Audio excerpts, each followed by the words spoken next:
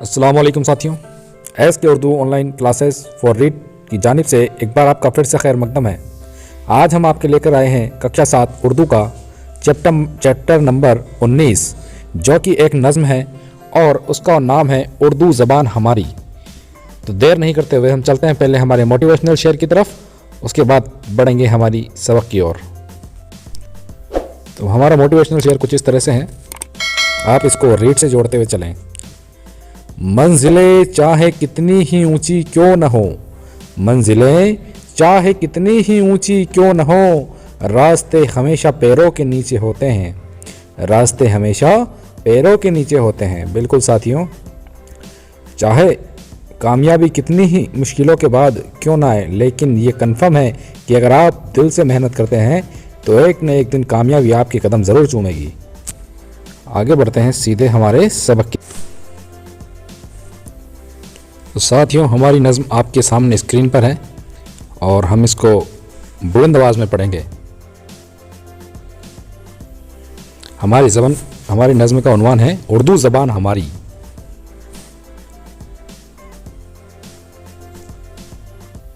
कैसी है प्यारी प्यारी उर्दू ज़बान हमारी, फूलों के जैसे क्यारी उर्दू ज़बान हमारी।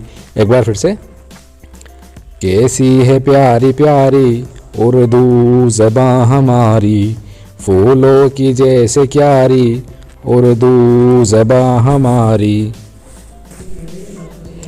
फूले फले हमेशा बागे जहाँ में यारब, फूले फले हमेशा बागे जहाँ में यारब, हो हर ज़बां पे जारी उर्दू ज़बान हमारी, हो हर ज़बां पे जारी उर्दू ज़बान हमारी। भारत है इसका मस्कन, भारत है इसका गुलशन, भारत की है दुलारी उर्दू ज़बान हमारी। भारत है इसका मस्कन, भारत है इसका गुलशन, भारत की है दुलारी उर्दू ज़बान हमारी। झड़ते हैं फूल मुँह से, घुलता है रस फिजा में, जब हो ज़बां पे जारी उर्दू ज़बान हमारी, जब हो ज़बां पे जारी उर्दू ज़बान हमारी। तो साथियों, इस तरह से हमारी ये नज़्म यहीं पर ख़त्म हुई। आइए चलते हैं इसके मुश्किल अल्फाज की तरफ और देखते हैं कि क्या क्या मुश्किल अल्फाज इसमें इस्तेमाल हुए हैं और उनके क्या क्या मायने हैं। पढ़ें और समझें। तो आइए हम चलते हैं, उसकी मशक करते हैं। सबसे पहले क्यारी। क्यारी के माने होता है दोस्तों खेत या बाग में बनाए गए छोटे छोटे हिस्से, यानी जब खेत होता है तो उसमें जो छोटे छोटे क्यारियाँ बना दी जाती हैं उनको बोलते हैं क्यारी। अगला है फूलना फलना, यानी कि तरक्की करना, यानी उर्दू ज़बान जो है वो भारत में ही फूली फली है और यहीं पैदा हुई और यहीं पे तरक्की की है। आगे बढ़ते हैं हम। बाग जहां, यानी दुनिया का बाग, मुराद है इससे दुनिया, दुनिया से इसको मुराद दी गई है बाग दुनिया, यानी पूरी दुनिया। या रब, ए अल्लाह, ए परवरदिगार। मस्कन, यानी रहने की जगह, घर मकान ठिकाना, मस्कन यानी घर जगह मकान ठिकाना रहने की जगह। गुलशन, गुलशन यानी होता है दोस्तों बाग, फुलवारी, चमन। उसके बाद दुलारी, दुलारी यानी प्यारी लाडली, हम सबकी लाडली, प्यारी ज़बां हमारी। उसके बाद बढ़ते हैं मुंह से फूल झड़ना। मुंह से फूल झड़ना दोस्तों ये एक मुहावरा है और अच्छी और मीठी बातें करना इसका मतलब है। फ़ज़ा, फ़ज़ा यानी माहौल, फ़ज़ा यानी माहौल।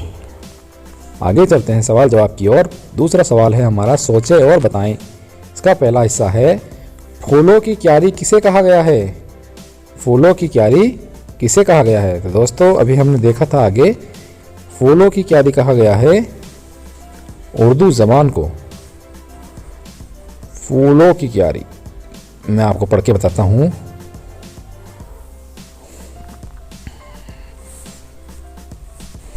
फूलों की जैसे क्यारी उर्दू ज़बान हमारी, यानी जिस तरह से खेत के अंदर क्यारियाँ बनी होती है फूलों की अलग अलग, ठीक उसी तरह से उर्दू ज़बान है। इसका हर एक लफ्ज़ अपने आप में एक नई मिठास लिए हुए है, इसलिए इसको फूलों की क्यारी से इसकी तशबीह दी गई है। आगे बढ़ते हैं हम सवाल की ओर। हमारा दूसरा सवाल है, दूसरे शेर में शायर किस बात की दुआ करता है? दूसरे शेर में शायर ये दुआ करता है, फूले फले हमेशा बागे जहां में यारब, हो हर जगह पे जारी उर्दू ज़बान हमारी। यानी शायर कहते हैं कि पूरी दुनिया में उर्दू फैले, पूरी दुनिया में, और दुनिया के हर इंसान की ज़बान पर उर्दू ज़बान हो, ऐसी दुआ शायर करते हैं अपनी शायरी में। आगे बढ़ते हैं हम सवाल नंबर 3 की तरफ। उर्दू भारत से क्या रिश्ता है? उर्दू का भारत से क्या रिश्ता है? तो दोस्तों इसका सीधा साधा जवाब है, उर्दू ज़बान जो है वो भारत में ही पैदा हुई और यहीं पे परवान चढ़ी और यहीं पे तरक्की पाई। यानी कि उर्दू ज़बान जो है उसकी ज़ाय पैदाइश भारत ही है।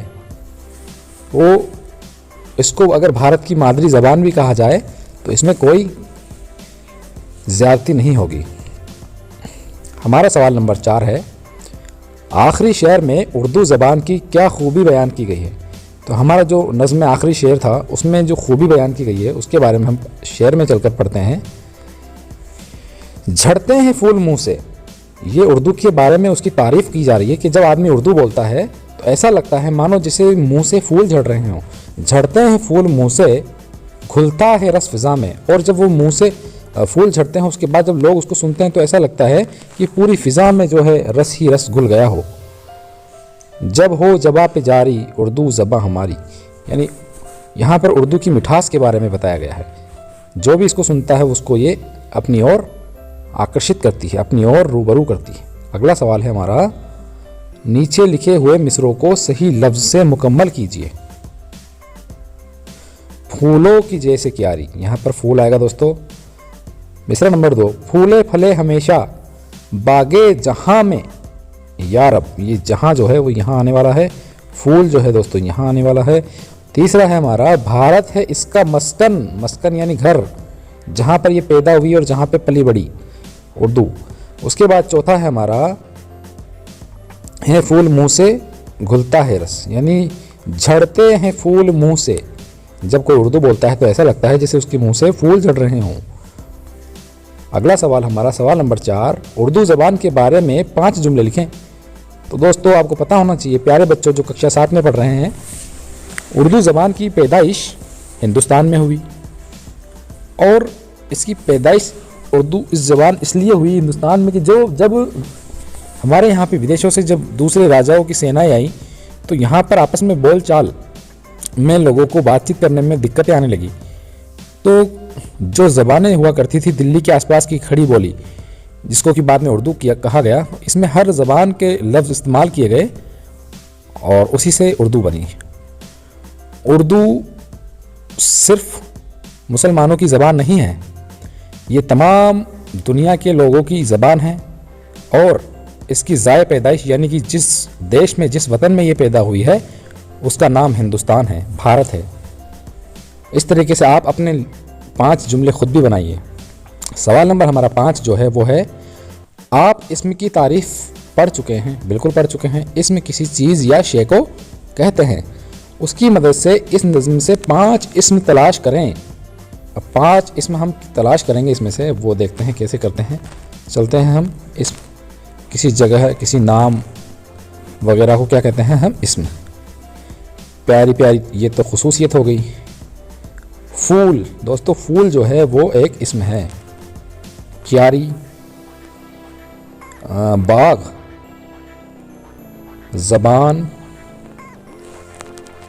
उसके बाद चलते हैं भारत और गुलशन, वापस से भारत, फूल, गुलिस्ता, ये सब दोस्तों इसम की मिसालें हैं। आगे बढ़ते हैं हमारे सवाल की ओर।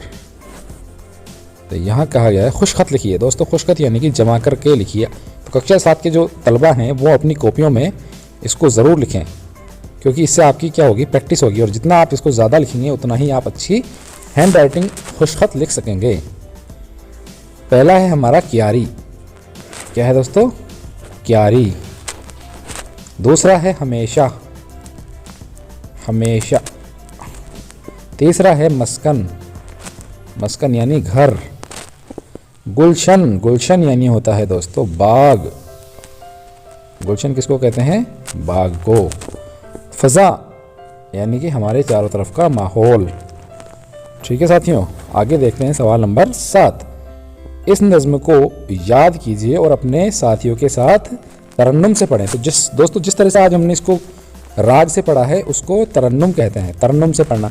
आप सब भी इसको याद करें, बहुत ही उम्दा नज़्म है और अपने साथियों के साथ तरन्नुम के साथ पढ़ें। तो इस तरीके से हमारी इस नज़्म वाले सबक का ख़त्म हुआ। अब आपसे वही गुजारिश है, जिस तरह से प्यार आपने हमारी पुरानी वीडियो को दिया है ठीक उसी तरह से इस वीडियो को भी दीजिए और लाइक करना बिल्कुल ना भूलें दोस्तों। जब आप लाइक करते हैं तो हमारी भी हौसला अफजाई होती है और हमें अच्छी अच्छी वीडियो बनाने का मन करता है। साथ ही आप इसको सब्सक्राइब भी करें और अपने दोस्तों के साथ शेयर करें। और ख़ास इल्तिजा जो है वो मेरी आपसे वो ये है कि कक्षा 7 में पढ़ने वाले जो तलबा हैं उनके साथ ज़रूर शेयर करें ताकि उनको उर्दू का जो मैटर है वो मिल सके। इस लॉकडाउन में बच्चों को उर्दू सब्जेक्ट के जो शाला दर्पण या अन्य अगर दूसरी जगहों पर जो मवाफ़ मिल पा रहा है वहाँ उर्दू का कुछ मैटर शेयर नहीं किया जा रहा है, तो आपसे गुजारिश है कि आप इसको शेयर करें। ठीक है दोस्तों, शब बखैर, दुआओं की दरख्वास्त है।